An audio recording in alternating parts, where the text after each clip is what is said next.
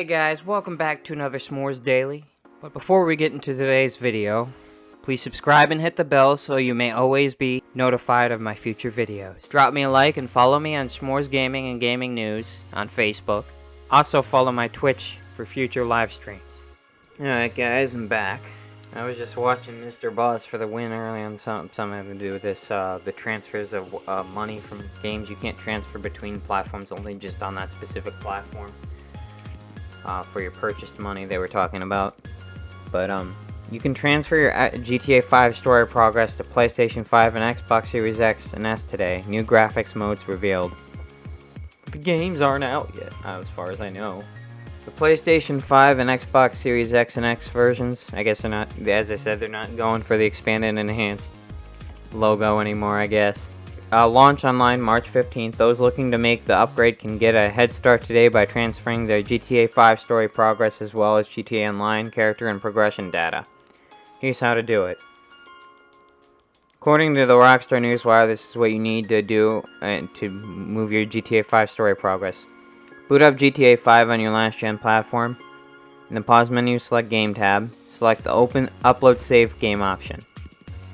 From there, your save will be stored and ready to download to the new version for up to 90 days. You can only store one game save per platform. Remember that this is a one-time migration and you can only transfer saves between the same console family. Example, PlayStation 4 to PlayStation 5. GTA Online players with a Rockstar social account will also be able to migrate data simply by booting up the current gen version of the game on launch day. The data includes their characters, money, stats, vehicles, properties, weapons, clothes, and player-created jobs. Though you can migrate data backwards, purchased GTA can only be moved from the last gen to current gen. Purchased GTA dollars, oops.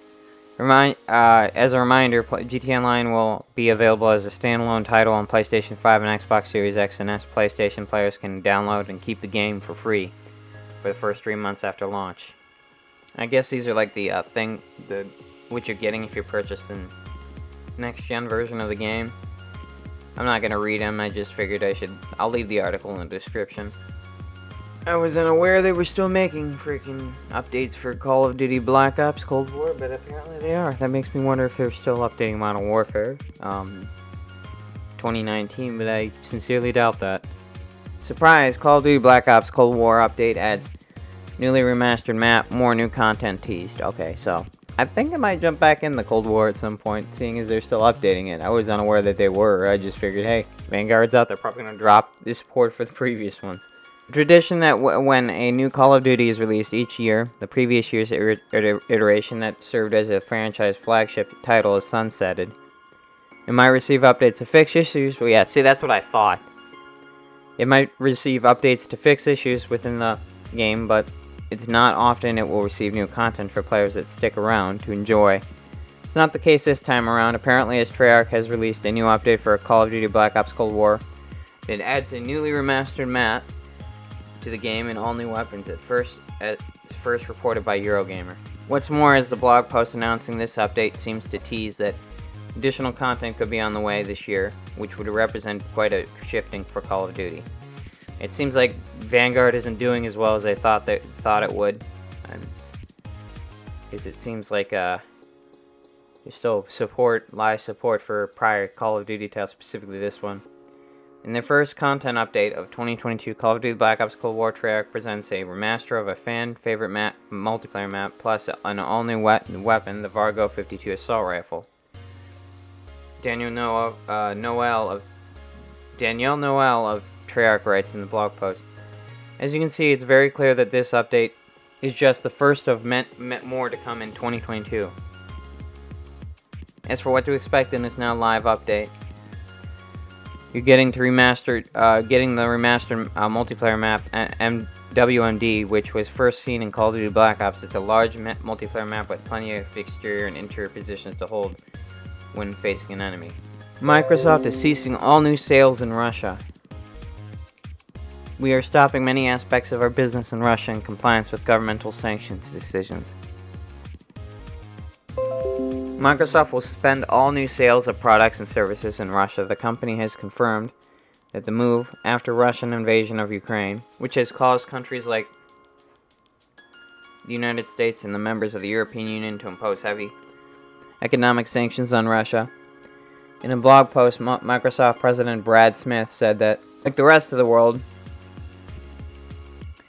Microsoft is horrified by the new coming out of Ukraine and the unjustified, unprovoked, and unlawful invasion by Russia. As such, it is working closely with the government of the United States, United Kingdom, and members of the European Union in compliance with governmental sanctions decisions. We believe we are most effective in aiding in Ukraine when we take concrete steps in coordination with the decisions being made by the governments, and we will take additional steps as the situation continues to evolve, Smith writes. So, everybody punish Russia, pretty much. Yeah.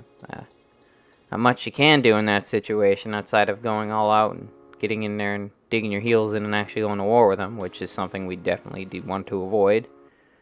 While new sales have ceased, Microsoft doesn't mention the status of its many ongoing services in the country. As a result, it's possible that the services such as Xbox Live, Windows Office, and Azure will continue to operate like normal in Russia for existing users for the time being.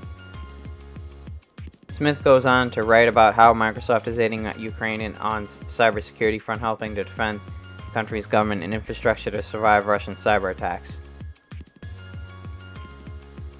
Yeah, it's a mess, but somebody's got to do it. Oh, okay, thank God. Why? It's just finally get back into some Halo Infinite. Halo Infinite's multiplayer season 2 is called Lone Wolves, and it has a release date, maps, and modes. 343 Industries has revealed new details on Season 2 of Halo Infinite's multiplayer, including it will be called Lone Wolves, that will have new maps and modes that it will be released on May 3rd. May 3rd. That's still like 2 months away. Okay, well, at least we have a concrete release date now. Even if it's not ideal to my proclivities, if you want to say that. Anyways. All the news was shared on Halo Waypoint by Halo Infinite head creative Joseph Statt, English, and has begun by sharing the inspiration behind Lone Wolves, which is both Season 2's name and theme. By theme, we mean a core idea that guides the creation of much, but not all of Season's content, Staten said. Lone Wolf Spartans are hunters, trackers, they're resourceful improvisers, operating deep in enemy territory without resupply or support. They're fierce, rugged, and prefer to work alone, but they're still loyal to the Spartan pack. You can see the concept art of the Lone Wolves above, and they give a first look at Spartans Sigurd Exclund left and Spartan Houdini. Did I pronounce that right? Probably butchered it. Players will learn more about them and Spartan Commander Loretta Agrina. I probably butchered that too. During Season 2's story, a mix of cinematics and story-themed events, battle pass, items, and more, and embody the Lone Wolves theme.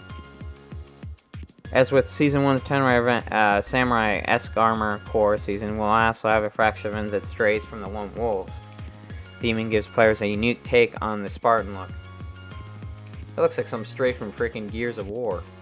No. Is it more samurai stuff? New maps, modes, arena map called Catalyst. New map called Breaker. Looks like we got some stuff to look forward to, guys. Those who are Halo fans like me. Looking good, I guess. Alright, guys, I'm going to call it there for today. Any news I don't get here, I'll post to my Twitter, and I'll see you guys in the next video.